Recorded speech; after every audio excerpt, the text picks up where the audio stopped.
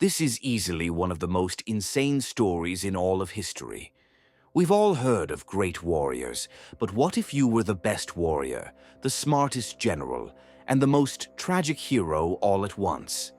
This is that story.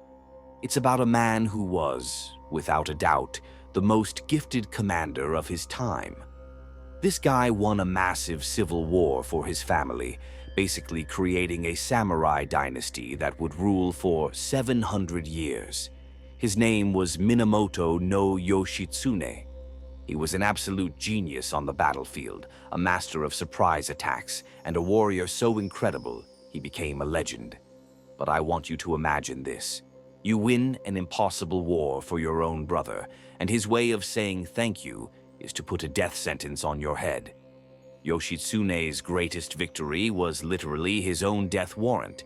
His reward for being loyal was betrayal. And it all ends with a final, horrific choice involving his own wife and child. This isn't just a story about swords. It's about how insane jealousy destroyed Japan's most celebrated hero. The story of Minamoto no Yoshitsune starts with total disaster. He was born in 1159, and his timing couldn't have been worse. He was literally born in the middle of a war between his clan, the Minamoto, and their rivals, the Taira, and his side lost, badly. Yoshitsune's father was assassinated. The Taira hunted down and executed any Minamoto leader they could find. His entire clan was shattered. As a baby, Yoshitsune's life was spared, but there was a catch. While his older half-brother, Yoritomo, was banished to the middle of nowhere, Yoshitsune was sent to a monastery. The plan was to force him to become a monk so he would never be a threat. But Yoshitsune was not going to let that happen. The legends about this guy's childhood are epic. They say that instead of praying all day, he was secretly mastering the art of war. One story even claims he was trained by mythical forest spirits called Tengu because they saw his insane potential. While that's probably a legend, it shows you this kid was not going to be forgotten. He was preparing for a comeback. By the time he was 15, he couldn't be contained. He escaped the monastery and went to the far north of Japan, where a powerful family friend gave him protection.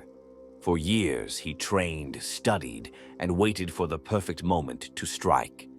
That moment finally came in 1180. A call went out across Japan for the Minamoto to rise up and destroy the Taira. And who was leading this rebellion? His long-lost brother Minamoto no Yoritomo. From his base in Kamakura, Yoritomo was building an army for a 5-year-long war, the Genpei War. As soon as he heard the news, Yoshitsune left his safe house and went to meet the brother he never knew. Yoritomo, who was a cold and calculating politician, was skeptical of this random little brother. But then he saw what Yoshitsune was capable of. He didn't see a brother. He saw a weapon he was about to unleash on the Taira.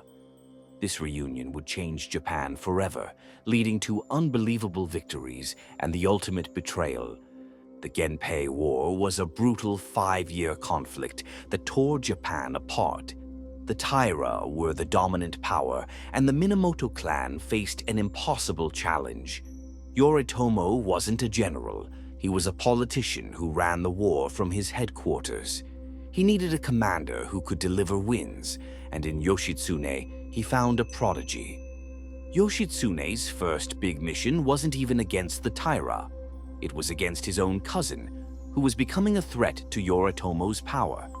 Yoshitsune moved with insane speed, crushed his cousin's army, and made sure everyone knew Yoritomo was the one in charge. Now he could finally go after the Taira. They were hiding in a massive fortress at Ichi no Tani. It was basically unbeatable, with the sea on one side and giant, unclimbable cliffs on the other. A frontal attack was suicide. So while the main army prepared to do just that, Yoshitsune came up with a crazy plan. He took a tiny cavalry force of just 70 horsemen and climbed the unclimbable cliffs behind the fortress. At the top, his own men were terrified to go down the steep slope. Yoshitsune told them that if deer could do it, so could their horses.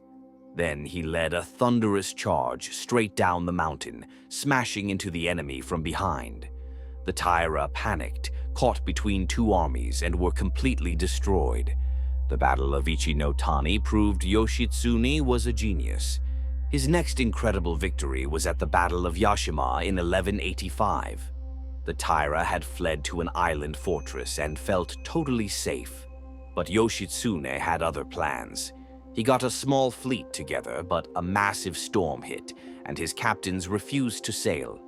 Yoshitsune basically threatened to execute anyone who disobeyed and forced his men to sail right into the storm.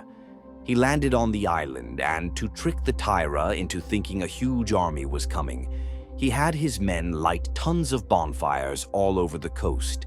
The Taira saw the fires, panicked, and abandoned their fortress, running right into Yoshitsune's army. It was another brilliant win, this time using pure psychological warfare. The final battle happened 1 month later at Dan no Ura. This was it. The Taira gathered their entire navy. At first, the battle was going their way, but Yoshitsune did two things that changed everything. First, he broke all the rules of samurai honor. He told his archers to ignore the fancy warriors and just shoot the guys rowing the boats. It was brutal, but it worked. The Taira ships were dead in the water. Then the tide turned in his favor, and he ordered an all-out attack. Seeing it was over, the Taira leaders chose to die with honor. The grandmother of the 8-year-old emperor grabbed him and the sacred imperial sword and jumped into the ocean. Hundreds of other Taira warriors followed her, committing suicide. The Taira clan was gone. The war was over. Minamoto no Yoshitsune had just won total power for his brother. Yoshitsune returned to the capital as the biggest hero in Japan. The emperor showered him with titles and honors, but his brother Yoritomo, watching from hundreds of miles away, wasn't celebrating. He was furious. Yoritomo was an incredibly paranoid guy. He didn't win the war with skill, he won it with politics. He saw his little brother's fame and genius, not with pride, but with pure jealousy and fear. In his mind, Yoshitsune was no longer his best general. He was a potential rival who could steal his power.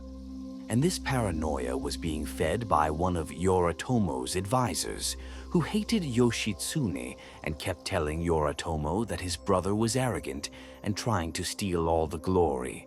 Yoritomo chose to believe him. The first sign something was wrong came when Yoshitsune went to Kamakura to see his brother. He was blocked from even entering the city. His own brother refused to see him. Shocked, Yoshitsune waited at a nearby town and wrote a heartbreaking letter, known as the Koshigo letter. In it, he swore his loyalty, listed all the insane battles he fought for his brother, and begged to know why he was being treated like an enemy. He wrote, "I have wept tears of blood. The bond of our blood brotherhood seems to have vanished." Yoritomo's response was complete silence. He had already made up his mind. He publicly stripped Yoshitsune of every title the emperor had given him. The message was clear. You are no longer my brother. Realizing he was in serious danger, Yoshitsune tried to rally support, but it was too late. Yoritomo accused him of treason, and warriors were now too scared to side with him against the new government. The hero of the Genpei War was now a fugitive in the very land he had just conquered. Yoritomo issued a nationwide order for his arrest. The next few years were a complete nightmare. Yoshitsune was on the run, hunted by his own brother's agents. With him was a small group of loyal friends and his wife, a famous dancer named Shizuka Gozen. Their escape is one of the most tragic parts of the story. Shizuka was pregnant, and as they fled through the snowy mountains, it was clear she couldn't keep going. He was forced to leave her behind, praying she would be safe. It was the last time they ever saw each other. Shizuka was captured and dragged to Kamakura. In an act of pure cruelty, Yoritomo demanded she dance for him. In an amazing show of defiance, she did. But she sang a song about how much she loved Yoshitsune. This made Yoritomo furious. When he found out she was pregnant, he gave a chilling order. If it's a girl, she lives. If it's a boy, a potential heir to Yoshitsune, you kill it. According to the stories, Shizuka gave birth to a son. Yoritomo's men carried out the order. They took the baby from her and killed him. Yoritomo had his own infant nephew murdered just to erase his brother's legacy. Meanwhile, Yoshitsune made a desperate run for the one place he thought he'd be safe, Hiraizumi, the home of his old guardian, Fujiwara no Hidehira. Hidehira welcomed him and protected him, but this last bit of hope didn't last. In 1287, Hidehira died. On his deathbed, he made his son Yasuhira swear he would always protect Yoshitsune. But Yasuhira wasn't his father.